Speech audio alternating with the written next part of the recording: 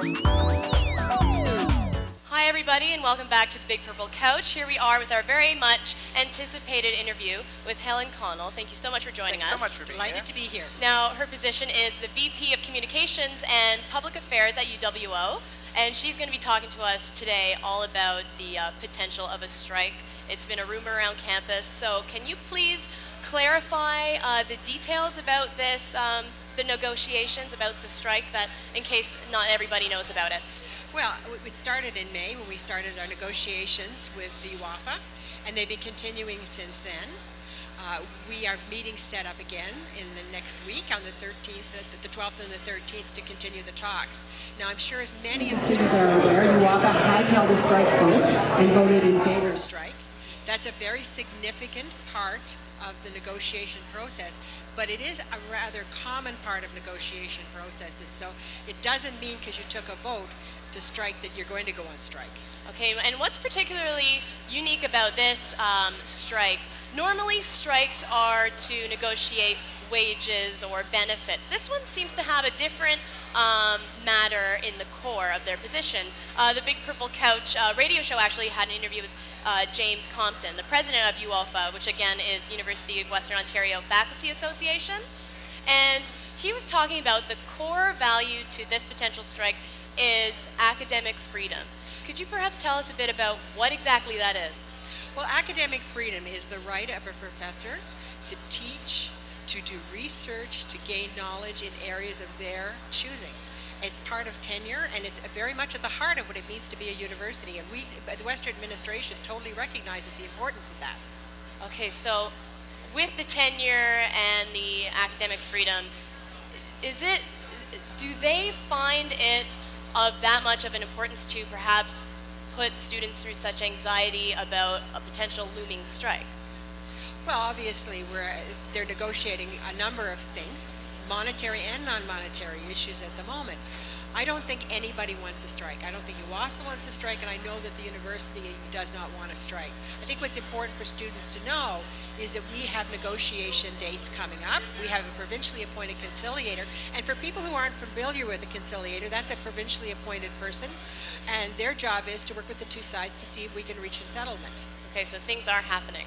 Helen, I wanted to ask a little bit more specifically about the statistics of the strike mandate. The flyers that were being handed out on campus for uwofa.ca's website, you have a couple bulletins there, and I noticed that of the 57% of voters who came out of eligible staff and faculty, 87% voted towards a strike mandate. Now, it's a pretty alarming number to notice. Was this at all kind of saying something about or foreshadowing a strike at all? Or did Western anticipate such a large proportion of their staff voting towards a strike? No, we've had similar votes of this size before. Okay. I think what's really important is that we're talking, that we're negotiating. Right. We weren't surprised by the results of that vote, and we're just really committed to try and reach a settlement. Okay. And along with those numbers, I mean, if it's not surprising, to me it was surprising to see the UWOSA, the staff association. I'm not sure, I wanted to clarify for people watching and for us, is UWOFA and UWOSA two separate entities, or are they at all conjoined as one? No, they are two separate entities. One represents the staff and the other one represents faculty. Although I think it's important to note that, you know, we have one of the best faculties and staff that you can find anywhere, and both these groups are incredibly important to delivering on the mission of the university. So regardless of the fact that the UWOSA also voted in favor very strongly towards the strike, that in no way correlates to UWOFA? No, they're two separate sets of negotiations with two different sets of negotiating teams. We have negotiated in the past with both groups at the same time. It is sort of alarming just seeing the two separate entities having near equal, extremely high numbers in favor. It is. I mean it's... To me, when I first saw the numbers, I thought at first, you know, 90% UWSA, 87% UWFA. Now that I know they're two separate bodies, I mean, there has to be talks between two groups here. Well, you'd have to ask them. I don't think they'd like it very well if I was to speculate on what they're talking about or not talking about. Totally understandable. So, back to the students' perspective. As far as getting the word out is concerned, it was sort of traveled through word of mouth from peer to peer, through rumor. Also outside sources like the London Free Press would showcase the information at the beginnings of the negotiations. So, and particularly we didn't have an official university email sent to the student body.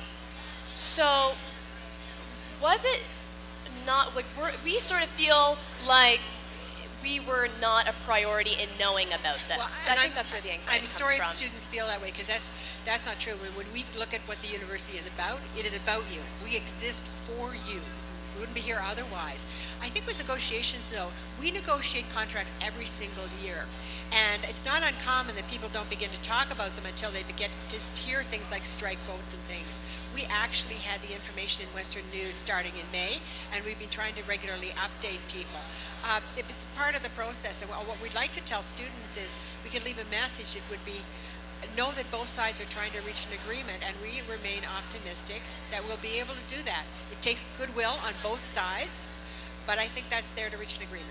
That's extremely reassuring. We don't just want to sit here and interrogate the situation. So shedding light on sort of their perspective, UOFSA, sort of, we noticed that a big hot button issue was culture of control. It's an issue with administration, sort of invasion of personal information. Again, it was pretty vague on the website. Could you perhaps clarify what that hot button issue is with culture of control? It's one of the things I should explain, that quite often you won't hear the administration talk as much during negotiations as you will the faculty side. And that's very common in most negotiations, because we really believe where we should be talking is at the table. But I respect the right of UOFA to interpret whatever they like out of what's being said at the table. I think what you should know, though, is that we have a great deal of respect for the faculty and the staff at this university. Great. Okay. Helen, having these questions answered and now clarifying some of the points for the students, looking forward, is there any way we can let the students know, and as well as BPC, of course they can turn to Big Purple Couch for all the information on the strike, but is there anywhere else, any other websites, newspaper articles, or Twitter feeds that people can keep up to date with what's going on right now? Well, yes, we are sending Twitter every time. We send a Twitter alert every time, a little tweet out every time we update our website. Okay. And www.wo.ca is where our website's located, and there's an update there. There's a link there right to the update on it, and we'll also give students some background on what some of these things mean. What does it mean to have a conciliator? What is the rules around strike and things? You know, because we have some tough times ahead of us here. I mean, this is that we shouldn't take for granted that we're just going to zoom in and get an agreement. We just know that we're going to work really hard to try and achieve that. Great. Well, thank you so much, Helen. So much, and hopefully we'll be able to work in conjunction with you and get the information out to you guys. You guys matter the most when it comes to this sort of strike issue. Thank you very much.